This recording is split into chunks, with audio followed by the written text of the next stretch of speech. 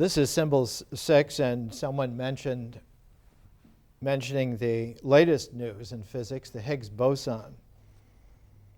And the quotation from the discovery of the Higgs boson from the CERN people in Switzerland, the big colliding physics instrument. They said that the Higgs boson is a vibrating chunk of vacuum. And it is difficult to determine whether you have it or not because it's not something that you can readily have. And that you have to energize the vacuum high enough so that a chunk of it shakes off. And Leon Lederman at the Fermi Lab, who were running a race for 20 years with the CERN people to discover the Higgs boson, Leon Lederman called it the God particle because it is so transcendent from anything that man is used to dealing with, except that today's lecture will show that we've dealt with this sort of thing for thousands of years. We've dealt with vibrating chunks of vacuum for a very long time in wisdom traditions. And so it comes as no great surprise that the most energized particle in the universe is but a phantom of what we thought things were, and is actually an energized portion of the context within which existence occurs in the first place. And perhaps just to paraphrase the article a little bit to put the physics into a more understandable frame. If someone talks like William Blake, and we're doing Blake right now, so this is germane to what we're dealing with. We're doing Blake's illustrations of the book of Job. If you have a context which allows for a form to emerge, that context is a background. And form and background together are always a pair, and they always have a mutual relationality, so that given some sophistication, you could learn to single out the background for observation and thereby make the background a thing, so that the form which emerges from a background can be turned inside out in a way so that the background is what you see. Now, this is as recent as 35,000 years ago that our species did this. And you remember me talking about Paleolithic cave art with the hand. How the impress of the hand, say on magnesium oxide to make a good black hand against the cave wall, or some kind of ferrous iron oxide to make red. And if you make an imprint of the hand, you have an image of the hand. Well, that's an image. But if you mulch the color in a kind of an herbal saliva mixture, and you blow the color against the hand and then remove the hand, that's a stencil. And what you're showing here is you're showing the background as the colored area. And what is cut out, the form that's cut out of the background, registers as a negation, a negative image. So that there are images, and there are, like stencils, negative images. And in a negative image, the background emerges and becomes a thing, becomes something that one can talk about. And you can get sophisticated enough so that you could talk about form and background in such a way that both are objective things.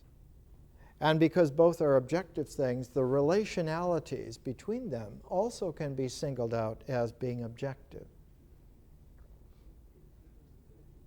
So that the collection of objects that one has are now at this point 3 in number. You have a form, which is objective, you have the background, which is objective, and you have the relationalities, which can also be objective.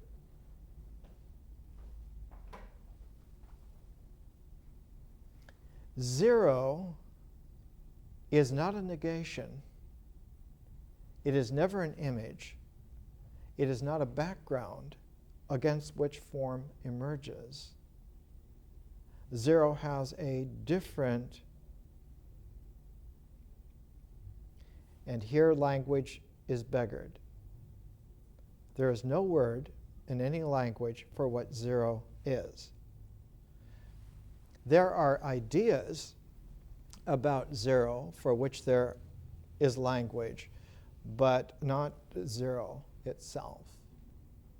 Even the word itself here betrays a habit of identification that goes back to a quandary that all the way from Paleolithic times up until about 2,500 years ago, it was a difficulty in talking about these things. The most successful person in antiquity to talk about zero in a realistic way was a man named Parmenides.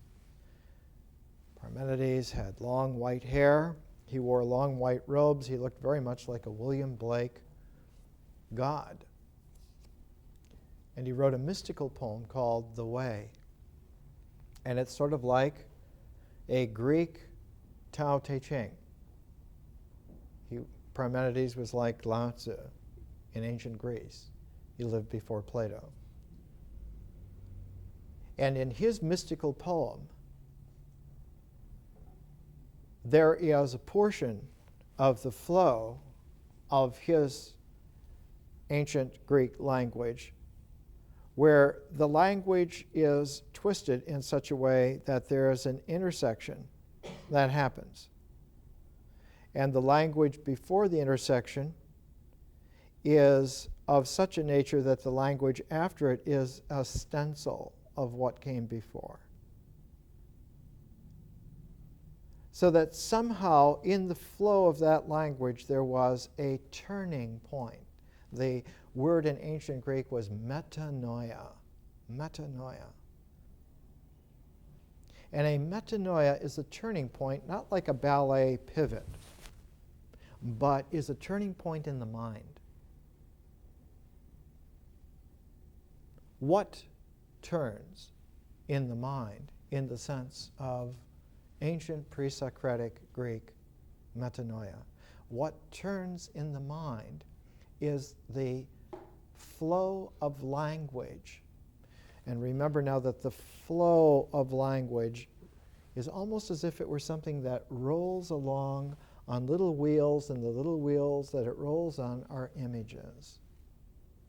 That the flow of language in the mind on image rollers can do a flip-flop such that instead of rolling along on the images are now what is moving, and what is rolling was what was being carried on the images before. What was being carried on the images before?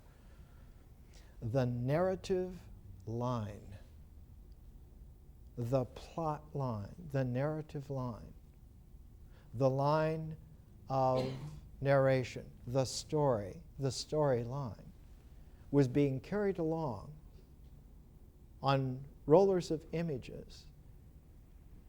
And all of a sudden, in the mind is a rare event that does not happen in nature at all, or rather to say it in a better way, the only place in nature that it happens, the only place where it does this pivot, where it has this metanoia, is in our mind.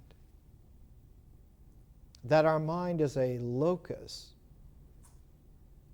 a place where such a radical change can happen, where a process becomes its inside-out opposite. That the form becomes the background, and what was the background now becomes the form. Later, that whole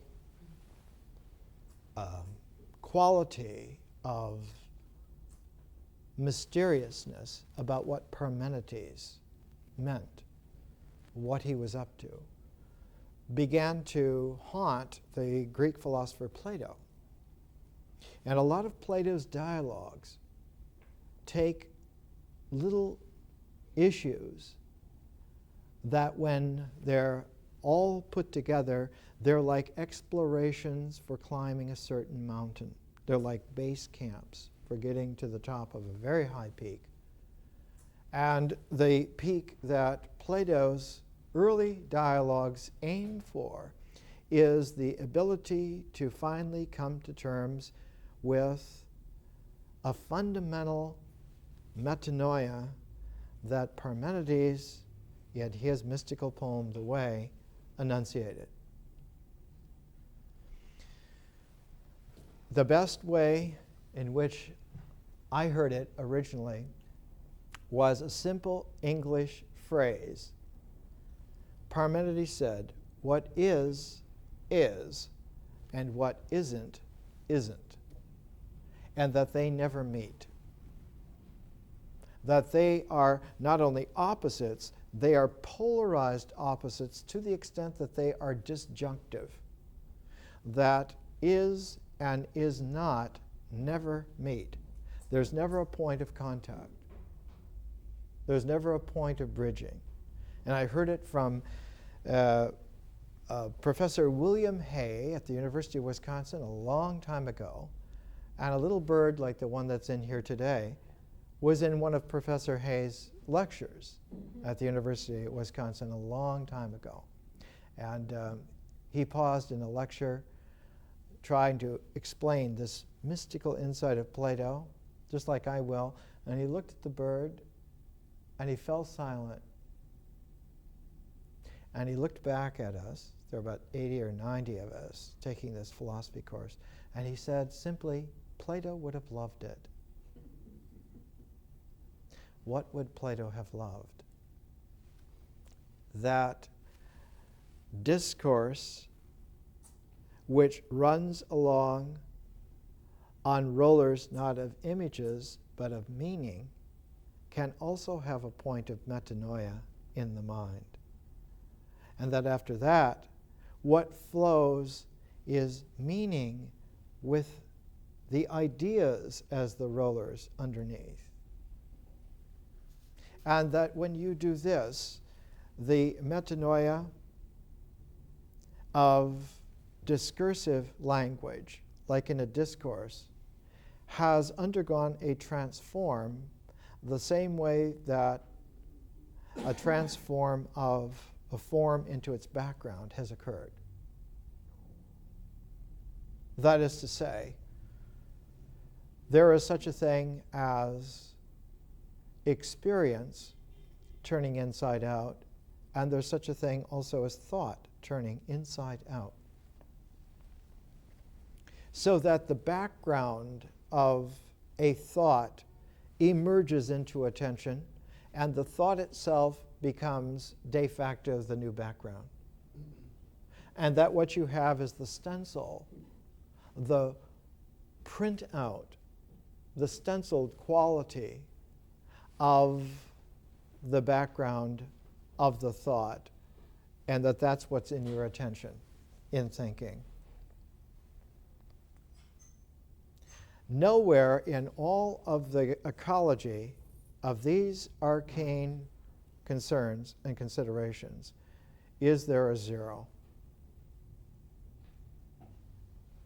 And what Parmenides was saying about isn't, what isn't, applies to zero.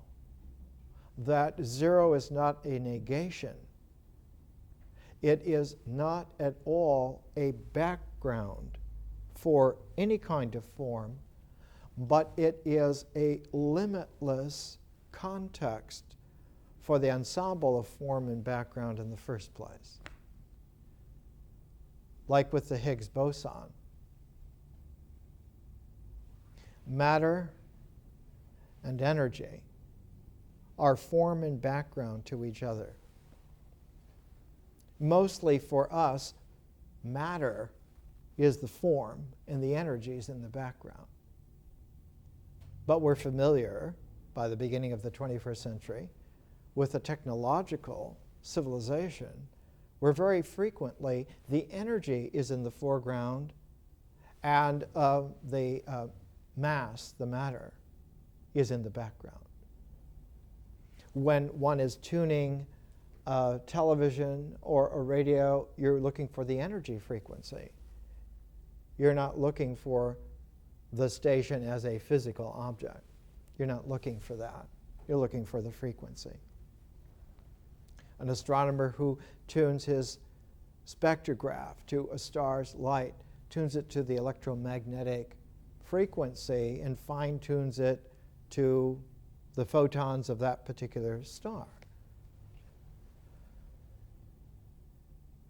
There is a quality in symbols, which we're looking at today, where the zero performs the transform. The context of form and background itself seeks to come to our attention and can't. It's like the Higgs boson being a vibrating chunk of vacuum. Vacuum, in early 21st century physics, is of the utmost importance because it's only with vacuum that the speed of energy can slow down enough to create matter. You can't have protons and electrons and neutrons that go up to make matter, any matter, all matter, unless those particles have slowed down from an ultimate speed. For now, just think of the speed of light. So that when you look at an equation like Einstein's E equals mc squared, energy equals mass times the speed of light squared. If matter, if atomic particles couldn't slow below the speed of light, they would not be gelling enough to be able to form stuff. So that sublight existence is dependent upon something to slow it down, and vacuum, as in the Higgs boson, is exactly what slows energy down enough so that matter can congeal. Does this mean that the Higgs boson is a particle like anything else? It means like it's an ultimate particle in that it is the first indication that gelling can occur. How does it indicate that? Because it sponges up energy in a locus. Because energy in its frequency flow has a slight interruption in its flow so that it becomes light. What was it before? William Blake says what it was before was eternity. So that when eternity slows down because of the circumstance of nothingness, eternity slows and becomes light. And light itself slows and becomes matter. and that we evolve in that matter realm. But that our minds are capable of speeding up, of re-energizing matter through imagination, so that the mind can rise out of the material circumstance in which it finds itself and raise its energy until it becomes light. And Blake goes further. He says that there are some people who can raise themselves from a light stage back into eternity. He wrote that about 200 years ago. And it looks like it's going to get interesting again. In fact, the Tate Gallery, for the first time ever, is going to show the 100 plates of Blake's Jerusalem in London. Can you imagine? 180 years, they've never been shown. He was called the Cockney nutcase in England for a long time. It's interesting to see that an operator function that continues a vector of either energy or matter has the ability to show a complementarity. Energy and matter have a complementarity. Form and background have a complementarity. But there's something else which is not the background, nor the form, nor any relational between them. Something which we contemporarily call a context of eternity. And that context of eternity does not have a property of occurring, so that it's not subject to coming in and out of existence, nor is it subject to any of the processes or functions of complementarity. Any two mutual elements of a complementarity can always be affected. One of the deepest matrices of affecting it are the principles of arithmetic functions. You can divide them, you can multiply them, you can add them, and you can subtract them. Now you can multiply and divide, add and subtract forms. Every school child knows that. But you can also apply all those arithmetical functions to backgrounds as well. And those backgrounds can emerge into our attention to where it's the main thing that we're looking at. We can multiply and divide and add and subtract energy as well as matter quite easily. But we cannot apply addition or multiplication or any of those four arithmetical functions to zero. Zero is unaffected by the application of arithmetical functions. Not only is zero not affectable by it, but there is a symbol called infinity, the infinity sign. Infinity also, like zero, is not affected by any arithmetical function, which means that zero and infinity never participate in a complementarity. They are not elements of a complementarity, but they are like an ultimate context within which a complementarity like form and background can happen, matter and energy can happen. So that the vacuum which occurs in not a primordial sense, but before primordiality occurs. The vacuum is there in a zero sense and not there in a sense of pre-one. It's not there in a sense of negative one. And this is what is so difficult since Plato's day, 2,400 years ago, that the way in which our minds are taught to think, we cannot think the unthinkable, which is that what isn't, isn't. Minds are not capable of thinking of zero. We're only capable of thinking of zeroness. And one of the great strides in intellectual logic occurred in India, where there was a distribution of the negative logically throughout every element of any proposition, of any linguistic utterance whatsoever. To negate a sentence, a statement, a logical statement, like this is a pot. One can see that you could distribute the existentiality equally to every word in that. There is a thisness. This is, there's an isness. There's an a-ness. Pot, there's a potness.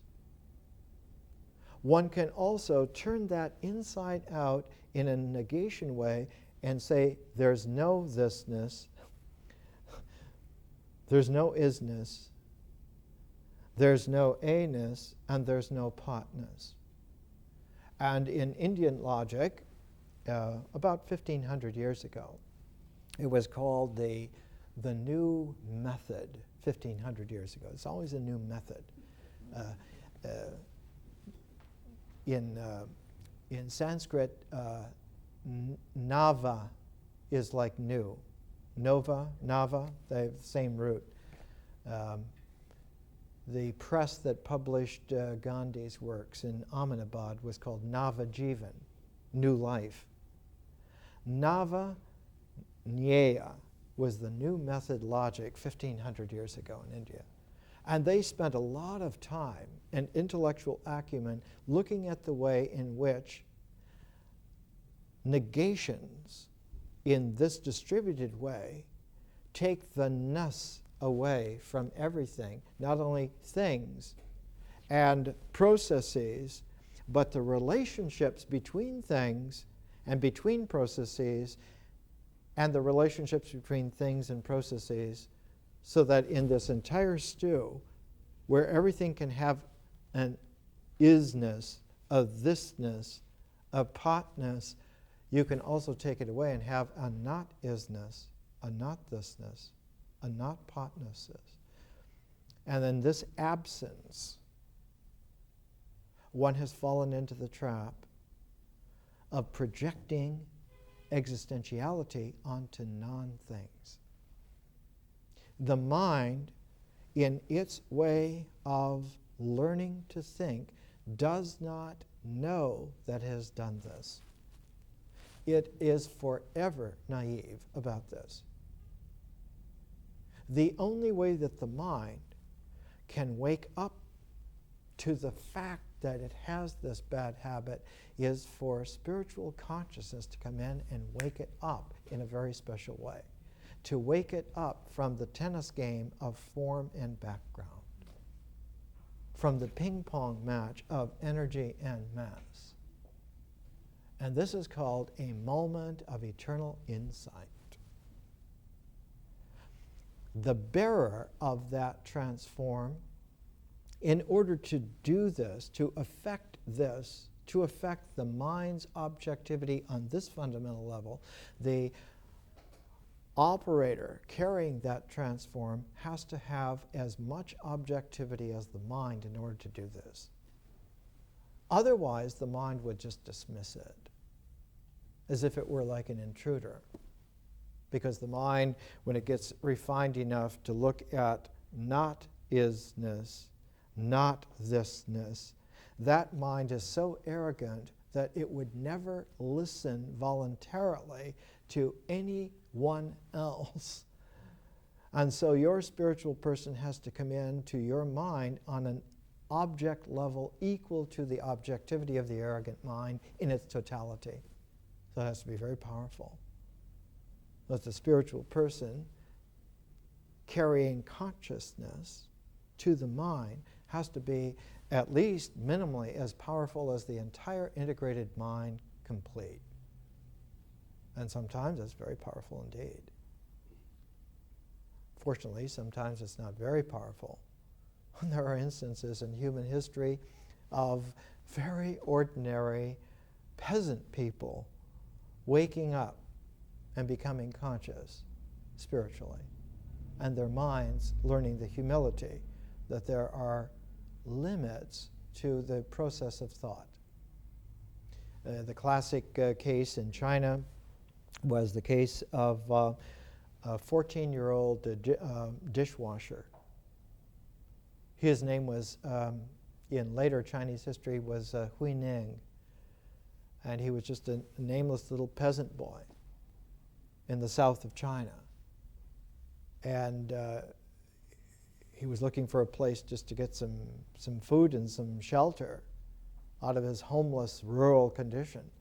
And he ended up in a monastery where the most powerful spiritual teacher of the day, his name was Ma Tzu. Ma Tzu was like an enlightened bulldog, a very substantial character, a very tough sort of character. And he carried the impressive title of being the 5th patriarch of Zen Buddhism in China. And he was old and he was ready to pass on the mantle. Literally, the mantle would be your robe. And in those days, because of the Buddhist lineage, it wasn't just your robe, it was also the bowl, the begging bowl. The begging bowl was the symbol of receiving, and the robe was the symbol of sending. The bowl was the amulet for integration, and the robe was the talisman for differentiation. The bowl was always that which you held in both hands, and you ate whatever anyone put in that bowl. That's how you lived. Your sustenance was whatever is put in that bowl, that is for you to eat. And the robes were always sewn new every spring, and they were sewn out of scraps. You went to the junk heaps at the edge of some large village where they had finished making clothes, and they just put the scraps of the fabrics into the trash bins. And in ancient times, in the old Pratimokkha, you went to the scrap heaps every spring, and you took out the scraps, and every monk used to carry a needle on thread at that period of the season in the spring, after the wintering. And you would sew in a quilt-like fashion the scraps together and make a new robe. The idea of having beautiful robes is absolutely anathema to the ancient Buddhist tradition. When you see the spiritual teachers in their beautiful robes, it's a sign of arrogance of mind and of not understanding truth at all. I remember one time when the very venerable Walpole Rahula came from Oxford University to Los Angeles about 30 years ago, and he was at the University of Oriental Studies at Thich Thien Han's place, and all the different Buddhist sects in Los Angeles were all there in their colored robes. The Japanese Zen priests in their black robes, the Korean Zen priests in their gray robes, and the Tibetans in their red robes, or some of them in yellow robes, and they were all brown robes for certain kinds. And the Venerable Rahula came out. He looked for all the world like Barry Fitzgerald from the old Bing Crosby movies. And he had this monkey-like face that when he smiled, he looked like an innocent little child. He was about 80 years old. And he looked around the room. And he looked at this parfait of important monks in all their beautiful, new, fresh robes. And he looked at the back of the room.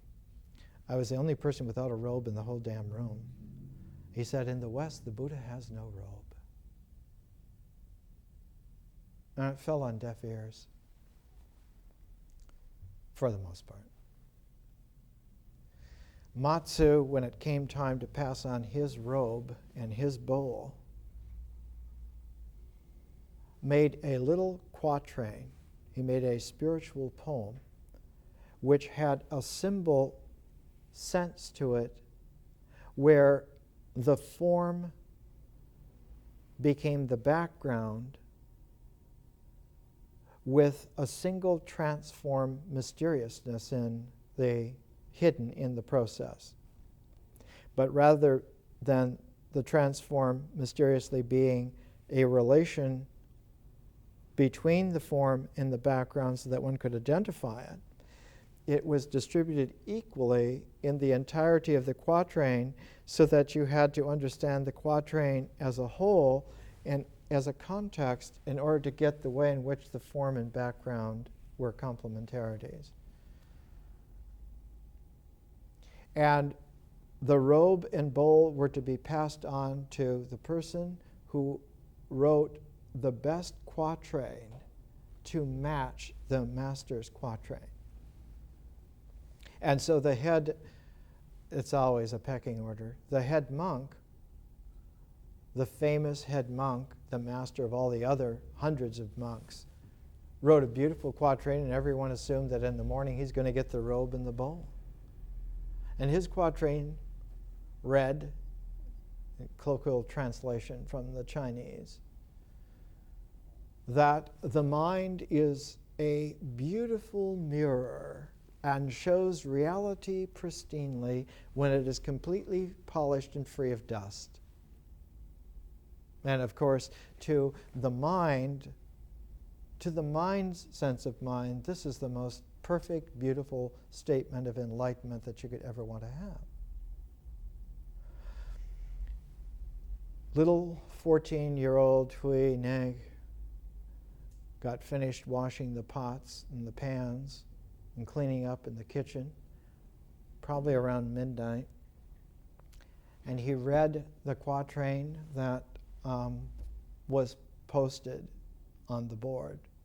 And he scrawled underneath it in very poor penmanship, because he was an ignorant little peasant. He said, "There is no mirror, so where can dust collect in the first place?" And somebody saw this graffiti and woke Matsu, and of course he wasn't in very good humor, and he immediately sent word out to find who had done this, and they brought the little culprit in. And he took his bowl and he wrapped it in his robe and he gave it to Huineg. He said, "You better leave town because they will kill you. They'll be so jealous.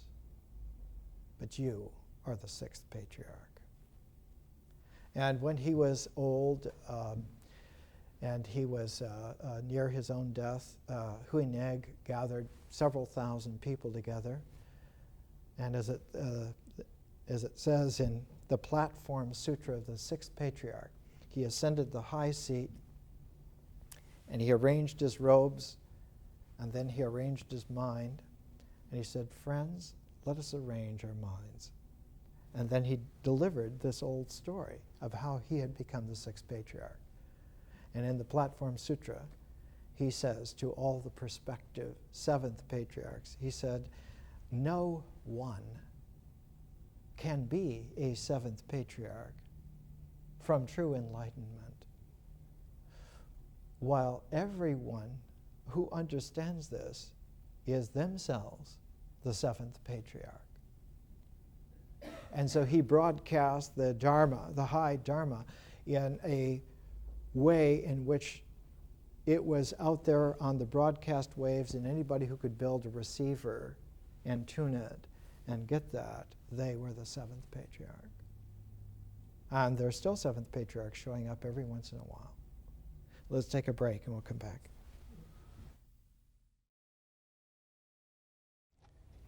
Okay, let's come back and let's see how the complication occurs. It gets very convoluted because, as Blake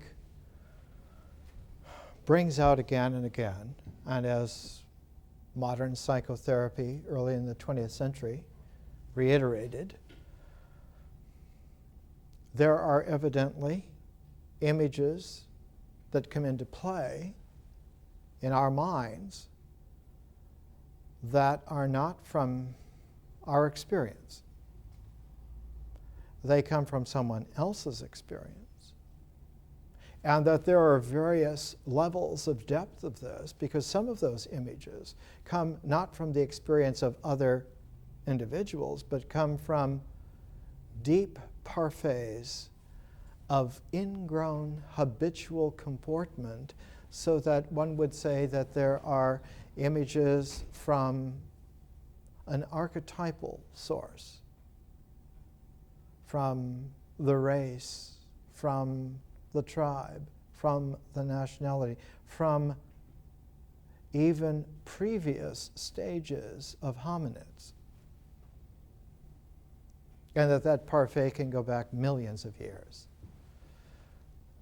Now, in Blake's time, no one knew that. No one was aware of that.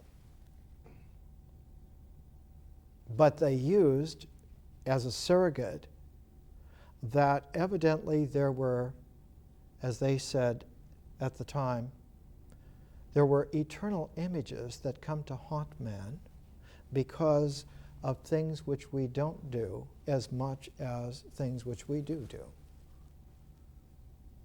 That because the forms and the background have an exchangeability, they have not just a complementarity. On the higher level, they have a complementarity. But in the mundane world, they have a mutuality. They're mutual. So that there are repercussions for what we do, but there are also, just as real, repercussions for what we don't do. That circumstances and scenarios, episodes, scenes, events, all have their play in such a deep, long, lasting way that to incomplete scene, to incomplete a drama, the actions not done, the parts left missing, still function as if they had been there. The amputee who still experiences the arm. Graphic case. So that we have a very complicated jungle of images, and that jungle becomes extraordinarily terrifying when you realize that the images and ideas that come into play can come from almost anywhere in human experience. And with Blake, because he was so alert to try to be complete, he was developing his own mythology, and so he wanted to have as complete a base as he could. He began to explore all of the great views, the great religious views, the great philosophic views, the great artistic views of all time. And in this melange of all of his explorations, this took place in revolutionary London. Not only a London that was having repercussions from the American Revolution and the French Revolution, but England itself was experiencing the Newtonian Revolution, where, as one writer, Marjorie Nicholson, put it so aptly a long time ago, she wrote a study of mid-18th century English poetry, and she said, "The charmed circle of traditional English good sense was broken. And as people tried to recycle the traditional values that had always worked for them, the cycling junked and trashed and broke it all apart and shattered it. So that by the 1790s, England, especially London, was the scene of a great crisis. Almost as great a crisis as in Paris with the French Revolution or in America with the American Revolution. And all of this came about the same time, so that when the year 1800 bloomed on the face of the planet in that way, at that time, North America and Europe, they were in a complete quandary as to what to do. The French Revolution had gone so far as to date the year 1. We have nothing to do with history anymore. Whatever happens, happens because of our conscious intent from this moment forward. And by the year 10 of the French Revolution, a great reaction was setting in. Because for every revolution, there's a counter-revolution. Not simply because it's a political model that seems to reoccur, but because it goes as deep as existence itself. For every form, there is a shadow of its negation that accompanies it.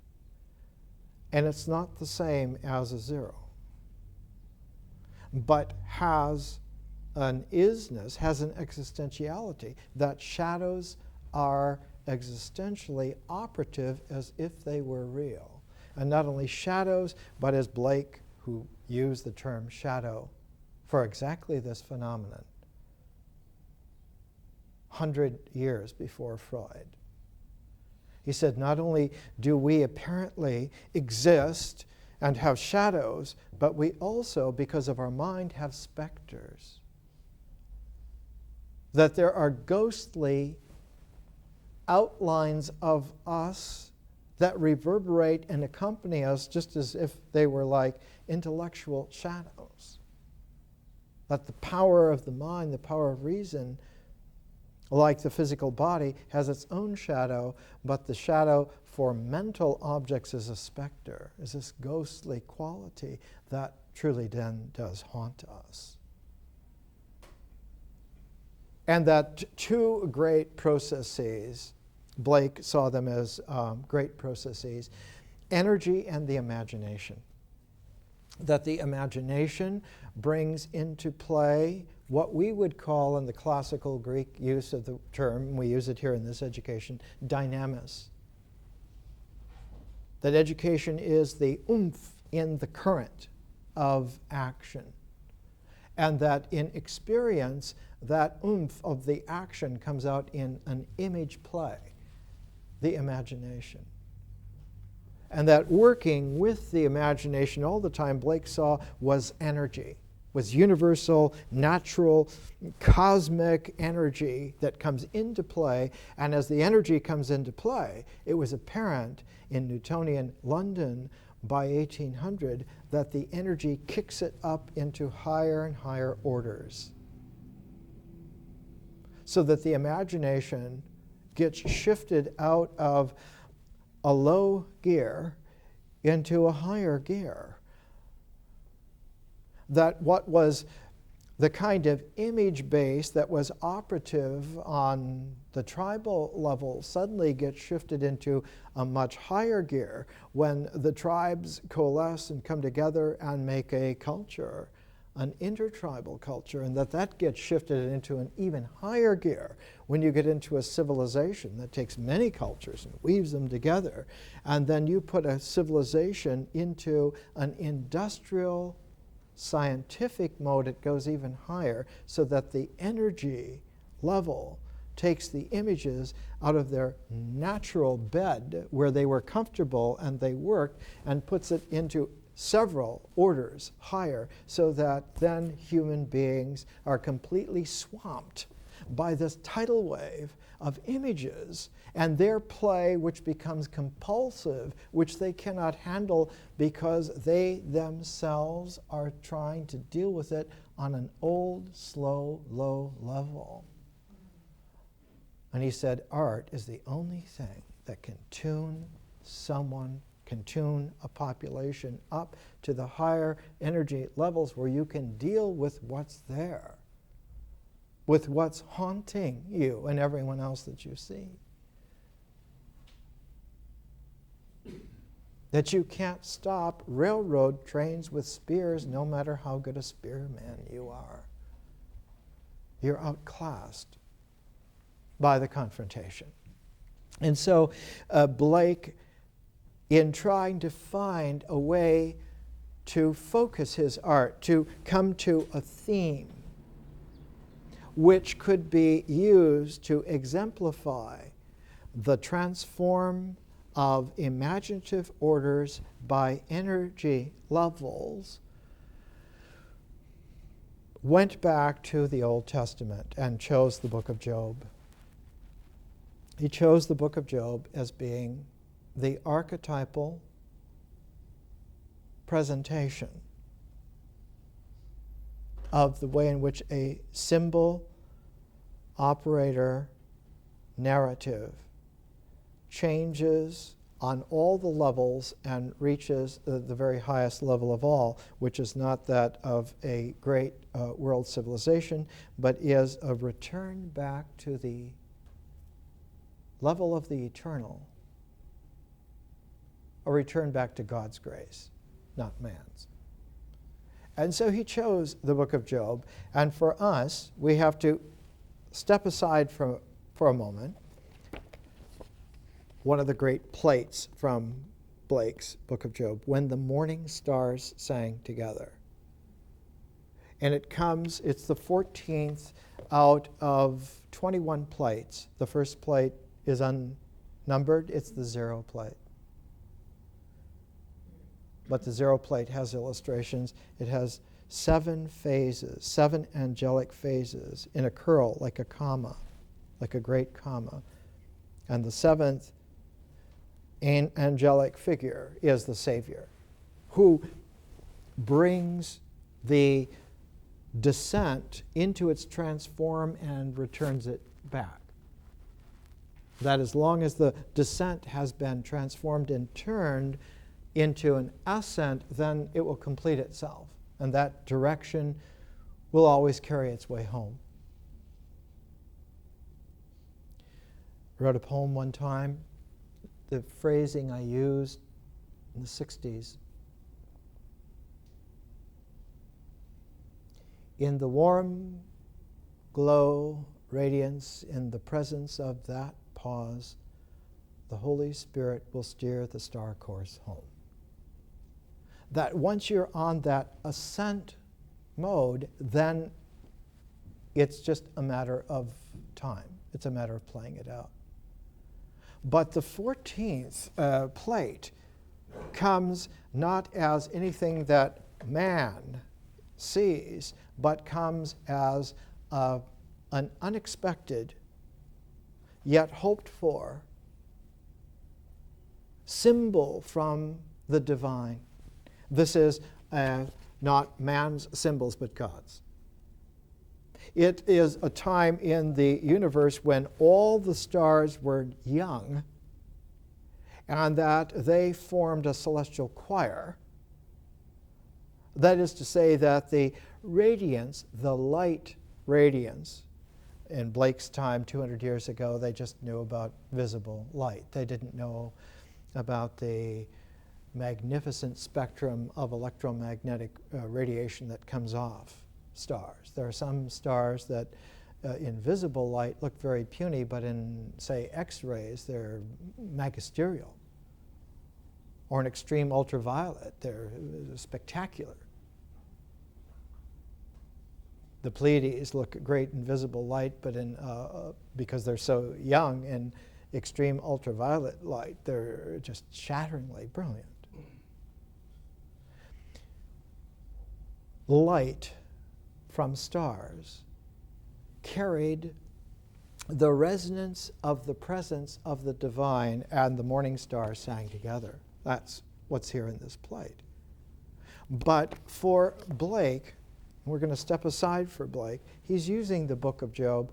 What is it about the book of Job that nominated itself, that made it seem the most likely place to not put the hand of a spear thrower, but to put the comprehension of a transformed symbolic mind, to put the visionary comprehensiveness there, at that place, on the book of Job, in order to deal with the cacophony of the nightmare of the modern world?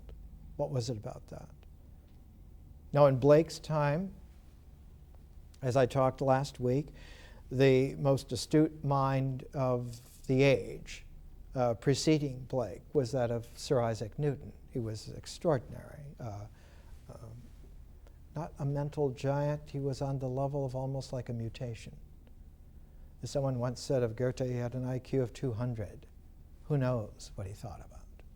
Newton was that kind of a figure. And for Blake, Newton was one of those people who was responsible for opening a door that he could not comprehend, and therefore let in not only all the good, but let in all the demons as well.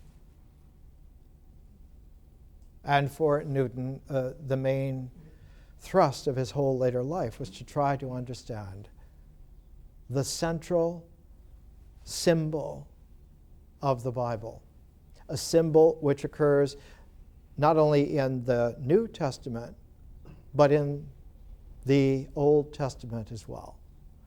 And not just any place in the Old Testament, but occurs most pristinely in the most urbane of all of the prophets, and that was Ezekiel.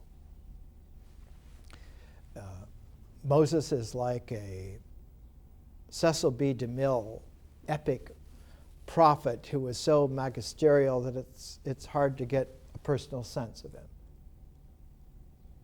Just larger than life. Samuel was the first Nazirite. In ancient Judaism, a woman had the right to consecrate an unborn child to the service of God, and that child was called a Nazirite. And one of the earliest prophets, Samuel, was a Nazirite. His mother consecrated the baby in her womb to God. And so Samuel grew up to be the archetype of the prophet who has never known anything else other than service to God. Samuel is the creator of Jewish kings. He's the one who, when it comes to creating a kingship for Israel, he bestows the kingship. He tells them, you don't need a king. If you have God, you don't need a king. Yes, we need a king.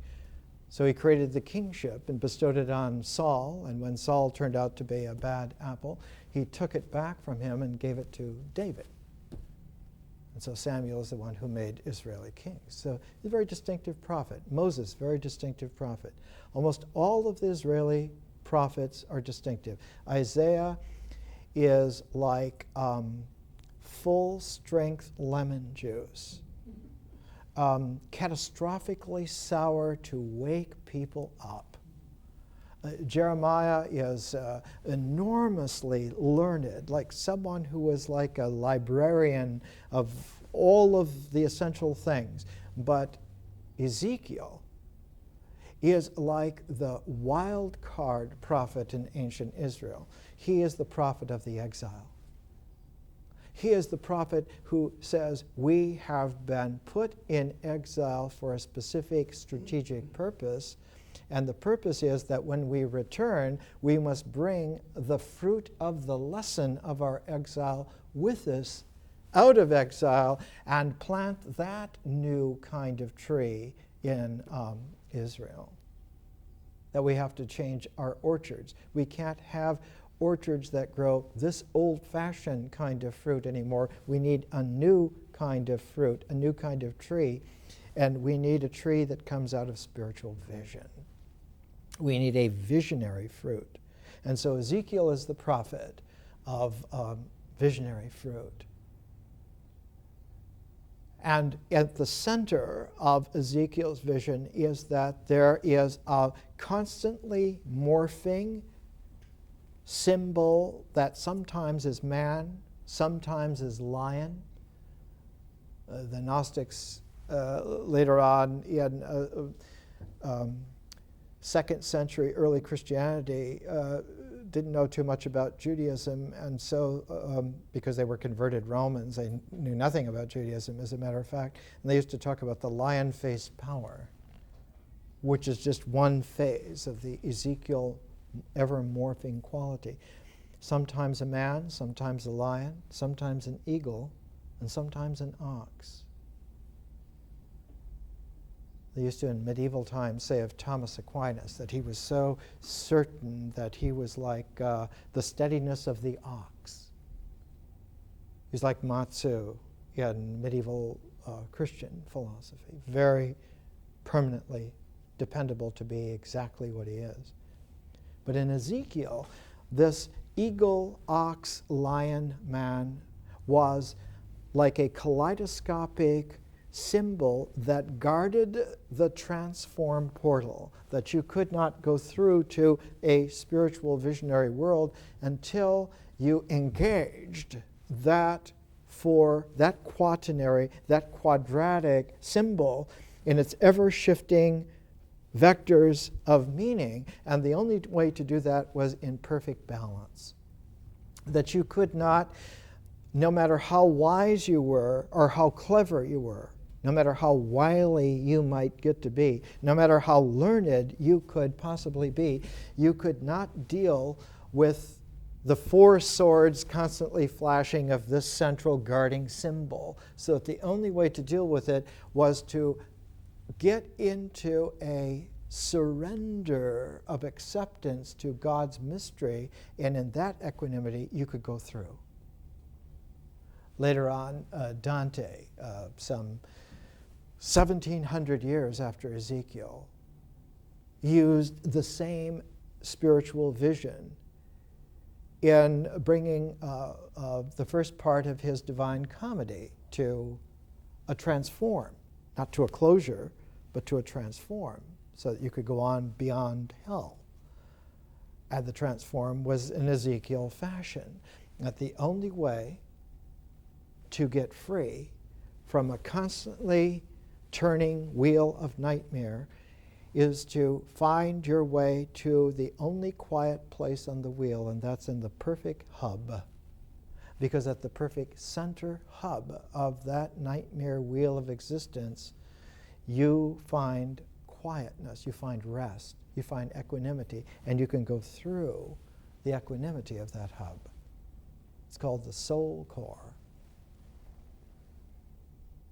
And so Ezekiel masterfully presented a four-part, a quadratic, a quadruple conundrum of symbolic possibilities for the mind that the mind cannot figure its way through.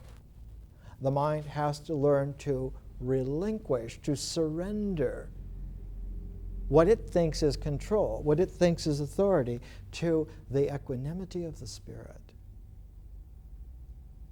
And the Spirit is not victorious because it wins arguments with the mind. It doesn't argue with the mind at all. The Spirit, in its way, doesn't argue with the mind ever. So it isn't that, well, the mind is constantly winning its battle against the Spirit. It's an ignorant way to think of it. It's when the mind learns enough to cease its fighting, not only in tactical terms, but in strategic terms, stops planning to win, that then a different quality takes over. Not takes over so much, but encompasses what had been a battleground and transforms it into a field of peace. And in the New Testament, Ezekiel's vision was so pristine that they used it as the template by which to structure the entire New Testament. Each one of 4 Gospels was the version of the eagle, the lion, the ox, and the man. And that quaternary of those Gospels in the New Testament was to be that squared template of 4 symbolic morphs of the same mysterious, constantly turning center. And the only way to go through was to find the equanimity where all 4 met. And at that quietness to go through. And where do you go through? In the New Testament, after the 4 Gospels, one went through a very peculiar kind of equanimity. Not an equanimity of peace, but an equanimity of ultimate horror. And that 5th element was the apocalypse, the book of Revelation. That's the passage through.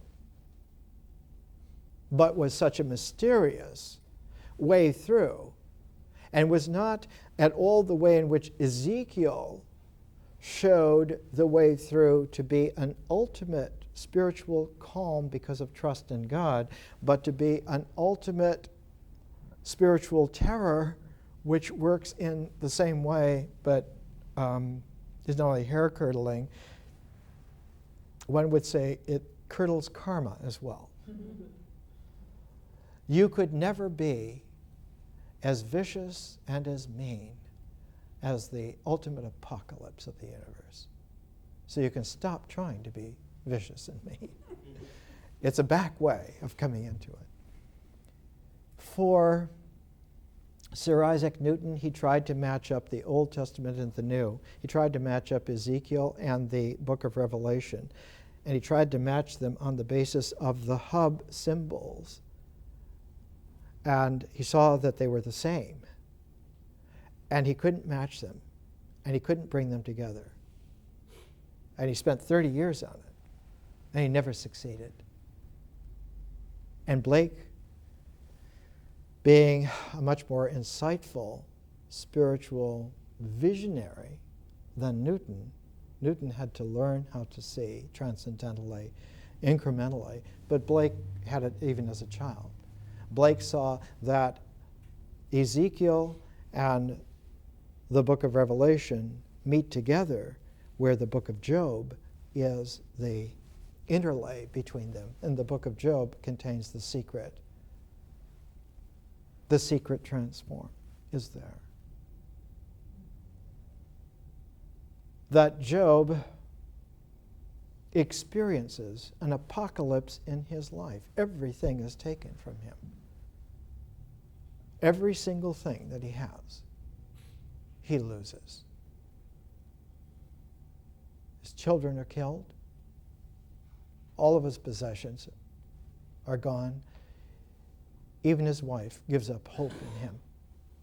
And Job is left alone on a mound of ashes. And then, as if to bring ridicule into play, 3 so-called comforters. One, a brash young man who has all the latest answers.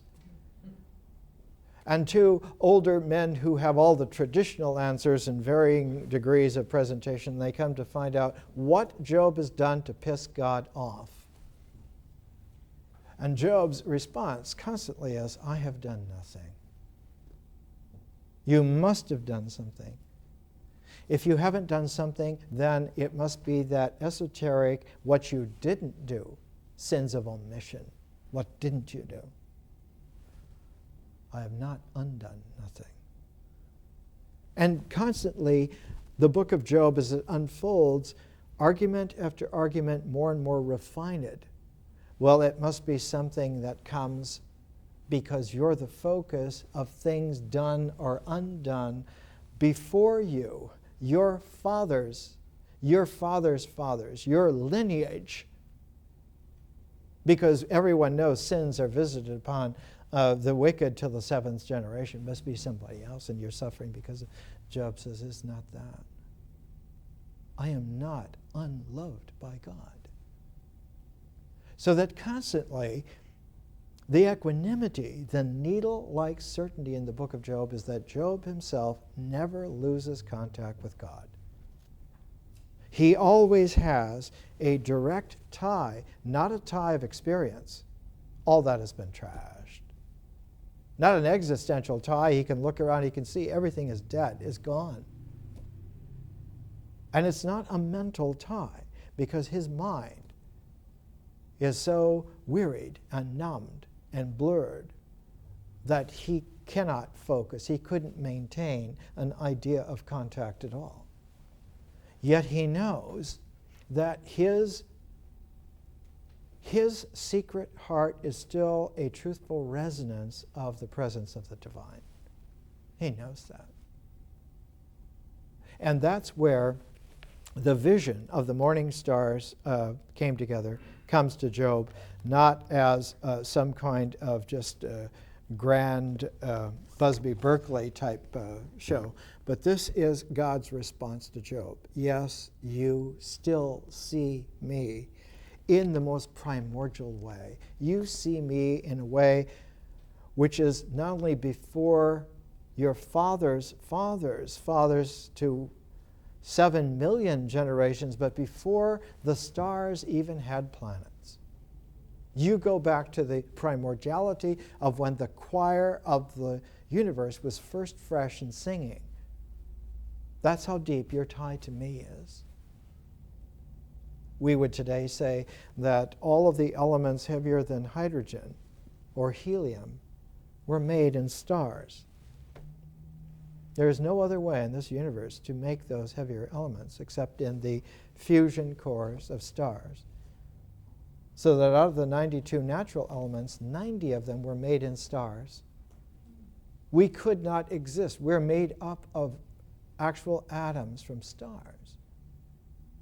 And we still carry, on the deepest level of all, not the nightmares of tribes, not the haunting perniciousness of past karmas because we were alligators or reptiles or whatever, but the deepest level is that we are whole because we come from when stars in the morning of the universe sang together. So Blake chose the book of Job. And we know today that it's a curious thing about the book of Job.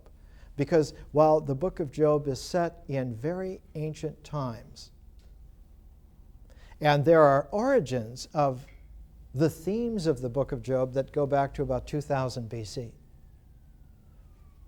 The theme of the constantly suffering righteous man who is tested by evil which is impersonal. In the ancient Hebrew, one never refers to the Satan as masculine. The Satan is always neuter. There's always the neuter article that's there before. So thus Satan is a neutral individual, neither male nor female. And therefore is in a peculiar way the negative cutout of equanimity. Not the equanimity as being quiet, but the negative shadow of quietness as being neutral.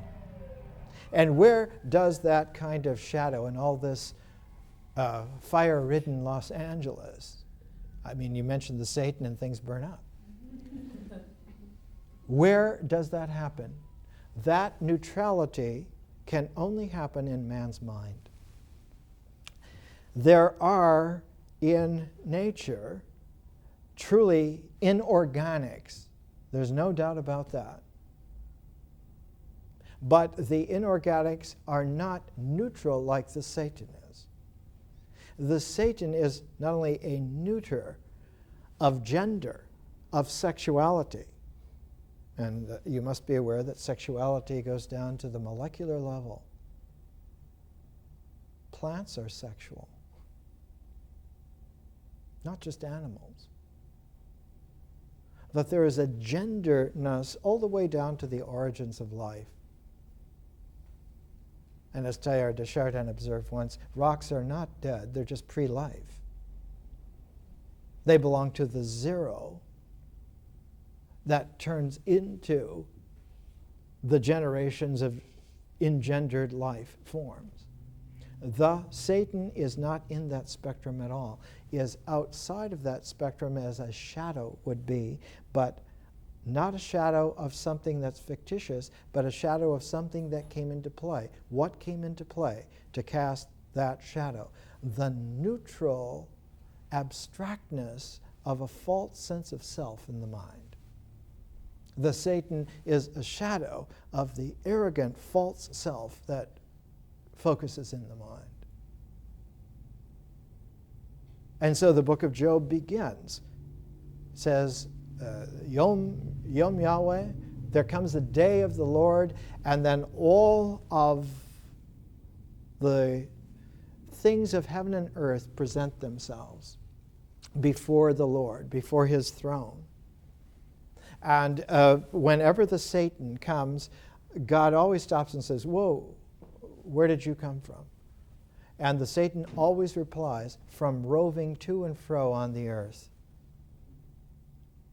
He doesn't come from any stability. He comes from constant restlessness, because the false self-sense in the mind is not really equanimous.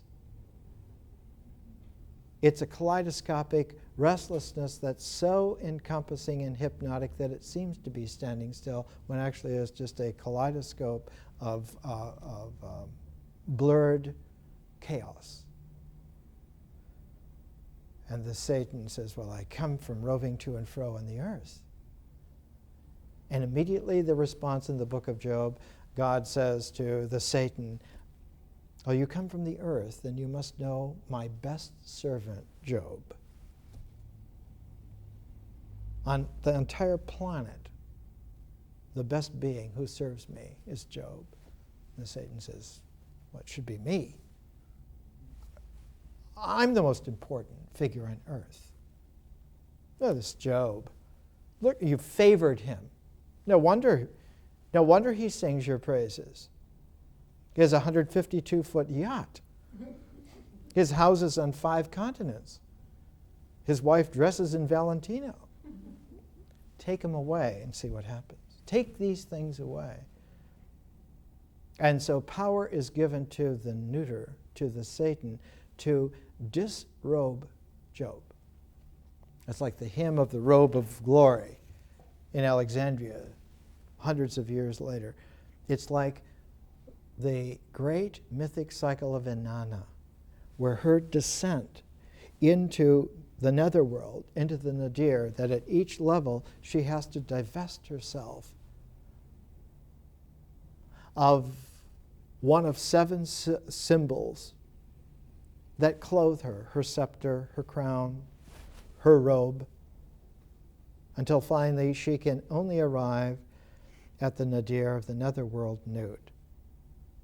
Job arrives through the taking away layers of the neuter, the Satan. He arrives in a spiritual nudity. He has nothing left. There is no place for his confidence to be in nature. Nothing in the existential, nothing in the ritual realm, nothing in the mythic realm works. Nothing in the realm of the mind of symbols works at all.